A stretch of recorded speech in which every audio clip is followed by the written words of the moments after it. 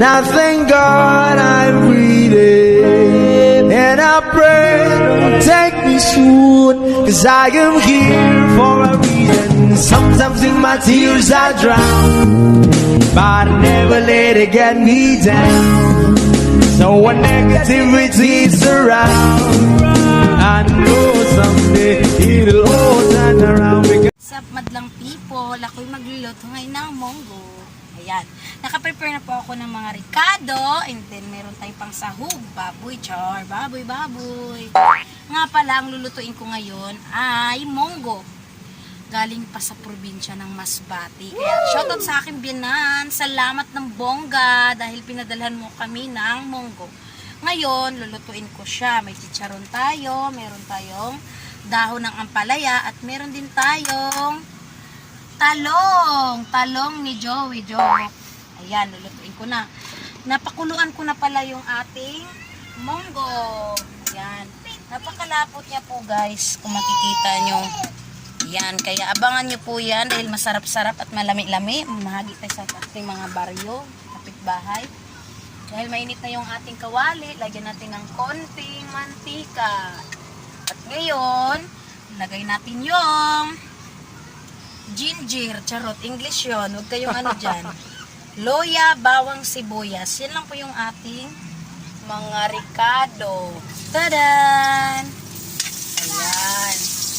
Ang sarap niya.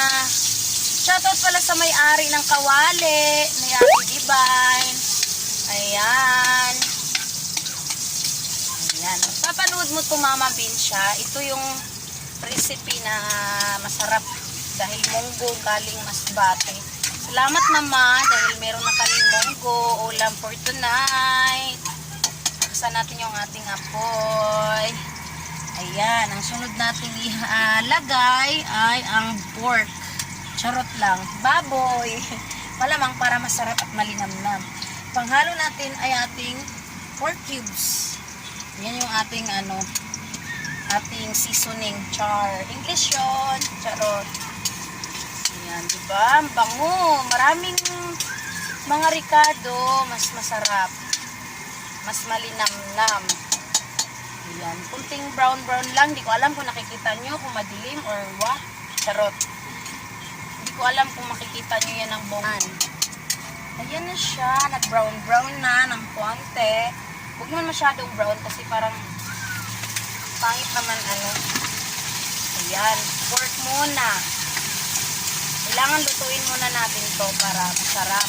Siyempre, ayaw natin ng matigas, char. Pero karamihan dyan, gusto ng matigas, ayaw nila ng malambot. Pak ganun. Sa mga nakarelate dyan, pak ganun. Bahala kayo, oy. Ayan. Palalambutin lang po natin siya para masaya. At mamaya abangan po ninyo ang aming ulam for tonight. Thank you. Dali lang. Mamaya na. Siya. Malapot-lapot. Pinakuluan ko na kanina ng ilang minuto. Lagay na natin siya para masarap-sarap. Ayan. Fresh na fresh talaga to siya kasi hindi siya masyadong parang baby pa yung munggo. Sa tingin ko lang baby na yung para sa akin kasi hindi siya masyadong parang umusok-usok siya. Ay, natatapon yung natapon pala yun dito, oh. Ayan, may butas. So, anyway, ayun na nga. Ayan, ang sarap ng aming munggo. Pero dahil na-mix ko na siya dito, ililipat ko rin siya dito ulit kasi mas malaki at maluwag. Hindi naman to siya marumi kasi dito ko nga pinakuluan, wala na nga masyadong tubig. Yan, ilipat natin siya dito ulit. Kasi ang inaano ko lang yung katas dito, yan, nag-brown na yung baboy. Tapos, i-ano natin yan siya. Yan, masarap. Ang lapot. Ang dami. Ilipat natin siya dyan. Lagyan din natin siya ng another tubig kasi sobrang lapot niya as in. Tapos, lagyan natin ng another tubig kasi maglalagay pa tayo ng mga gulay. Feeling ko kulang pa yung nilagay ko. Konti pa. Ayan. Kasi sobrang lapot niya. Mayroon pa tayong chicharon. So, lalapot pa yan siya ulit. Ayan. Pagkulo niya, isabay na yung mga gulay. Kaya, mamaya po, abangan natin yan dahil masarap. Samahan nyo kami sa aming hapunan later. Char. Ayan, ang sarap niya. Ayan, oh. Kita nyo. Ayan. Malapot-lapot na masarap-sarap. So, ang gagawin natin, ihalo na natin yung ating talong. Ayan po. Ayan, nakaprepare. Binabad ko siya kasi mangingitim siya kapag hindi siya nakano ng tubig. Tapos, isabay na natin yung ating, ewan ko lang kasi hindi ako expert magluto sa munggo. Kasi, simula nag-asawa ko, parang ngayon ako nakaluto ng munggo. Ay, pangalawang bisis pa na. Ayun na nga. So, hindi ko marami. Isabay ko na siya kasi, ano lang naman yung buhay ng ating talong. Saglit na yan maluto. Yan, ang sarap niya. Pak ganun. Yan. Tapos isunod natin yung ating, nasa yun naman kung paano mo siya lulutuin, di ba? Actually, ito dalawang tali siya. 10 piso ang isang tali. Kasi mahal talaga tong dahon ng palaya. Kaya isasabay ko na rin siya para isahang kulo. Tapos, bago seasoning. Bago siya timplahan. Ayan. Sobrang sarap niyan. Bakit? Malapot na yung munggo. At saka ang mas makapagpalapot pa doon ay yung chicharon. Chicharon. Ayan, sobrang dami niya. Kasi po, mamimigay tayo sa ating kapitbahay. Kasi alam nila na magmumunggo ako ngayong gabi. Yun na nga, dapat nakarang araw pa to nung pagkadating. Salamat talaga, mama, kung nanonood ka sa ang aking biyanan. Salamat ng bongga kasi makapagmunggo na kami. Kasi 10 piso eh. Inalibre kami. Salamat din dito sa pabagoong mo, mama. At doon din sa mapula-pulang kanin. Bigas, kumbaga. kanin na talaga. Pinadalaga ni Masbate. Hindi makapanis yun. So, ayun na nga. Palutuin lang natin ng konti yung ating mga gulay at ating chicharon bago natin lagyan ng seasoning. Mamaya-maya na po para mas masarap ito. Dalawang lalagay ko sa malaki yan eh. Kaya mamaya-maya po. Taran! So, ayun na nga guys. Magtimpla na tayo. Meron tayong 4 cubes. Dalawa po yung ilalagay ko kasi kulang yung isa. Malaki kasi yung nilutuan. Marami din kasi ang niluluto. So, ayun na. Dalawang ilalagay ko. Tapos, mag-asin lang tayo. Ang tama lang. So, malinis na itong kamay ko, guys. Pero wala namang dapat ikaano. Kasi, lutong bahay nga, diba? Pero hindi naman yan dugyot ng ganyan. Charot lang. Depends masyado. Ayan. Ayan. Ako, nararamdaman kong masarap na masarap yung luto ko. Kasi, pinakuluan ko talaga to siya ng mga ilang minutes. Parang kalahating oras din yun. Papakulo ko. So, anong oras na ngayon, diba? Pwede naman maglagay tayo ng magic sarap. Add seasoning. Wow ha. Ngayon nyo lang na, parang nakita sa mga nagbablog na naglagay na nga ng 4 cubes, may magic sarap pa. Pero siguro, madalang lang yung mga nagdudubli ng seasoning. Pero para kasi sa akin, mas masarap kung lagyan mo lang ng konti. Parang feeling ko masarap talaga siya. Feeling? Wow ha. Naglagay ka pa kung hindi mo na-try. Hindi. Tuwing nagluluto kami ng ganito, sabaw, tanghon, or may nilalagay man ako ng cubes. Naglalagay din ako ng magic sarap. Minsan at sinumoto. Ito, binili ko para sa bagoong. So mamaya, magtitimpla ako ulit. Kasi konti na lang mga to, parang sabaw na lang. Pang-alalay siya sa munggo para masarap. Ngayon, lagyan natin ng konting magic sarap. Para mas masarap-sarap. Kunti lang naman ang buhos nito. Liit siguro ng pagkabukas. Huwag naman marami. Kasi nga, dalawa na yung 4 cubes natin. Tapos, mamaya, konting kembot. Kasi luto naman na to lahat eh. Luto na yan siya lahat. Tikman lang natin. Ayun na ito.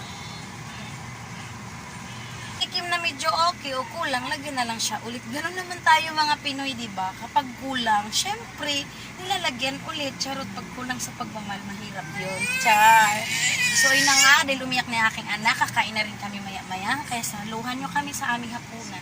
Kunting kemot na lang, maluluto na yung ating munggo. Char. Ay, pisti. So, ba't parang dumilim? Ay, ano pala yun? Camera pala yun. Hello guys! Welcome back. Welcome back. Welcome back. Kakain na po kami sa aming munting munggo. Ayan.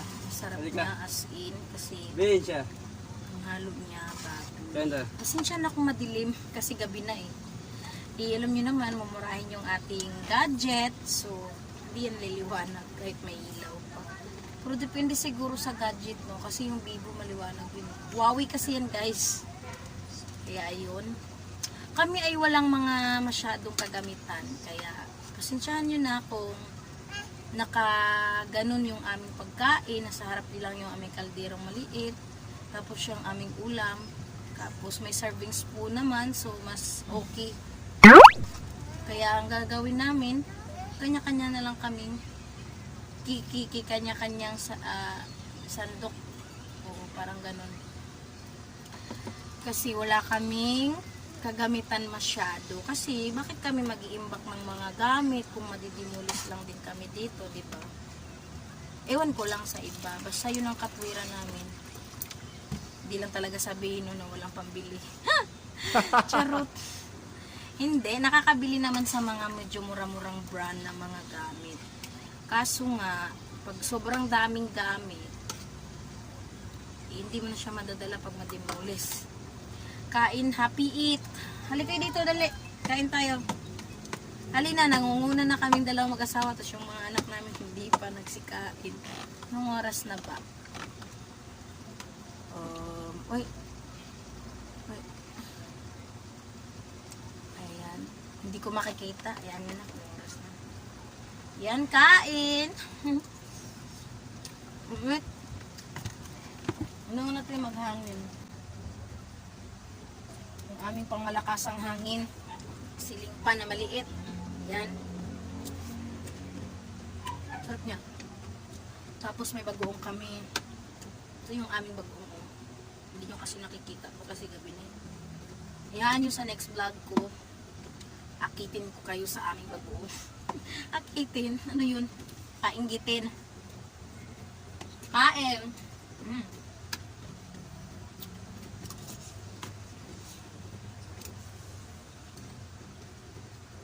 Masarap ah. Diyan ko lang makukuha ko. Kaya napilitan pa lang. Langap ba o? Pero guys, sobrang lapot niya. Tapos, siyempre, para sa akin, sobrang ano na sa mga rekado na. Dami. Ang sarap niya. Mabango na. Sarap. Mas lalong nakakapagpalapot yung chichara. Sarap niya. Promise. Isa sa pinakapaborito ko to. Munggo. Tapos yung ampalaya na may itlog. Saan yung anak namin? Ito! Kumain na kasi ganitong hapon. Mga alas 6.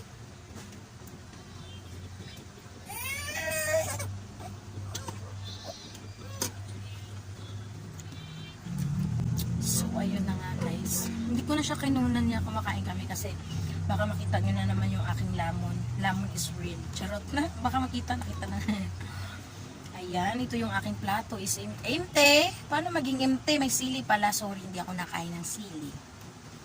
Kaya ayun, sa bagoong yan siya.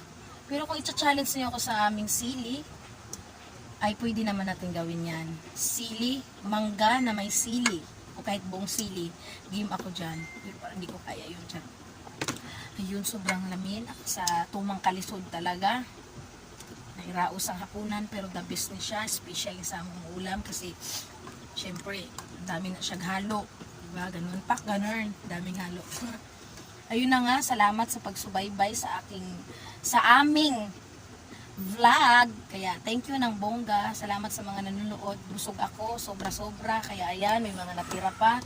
I-keep natin yan para bukas ng umaga at lalamon na naman si Inday. Kaya thank you so much. Thank you sa mga nanonood ngayon. Salamat po sa inyo at sa ating team Gwapagwapa, Charot. Mga kaunggoy, shout out. I love you guys. Kaya thank you. I love you all sa mga nandito.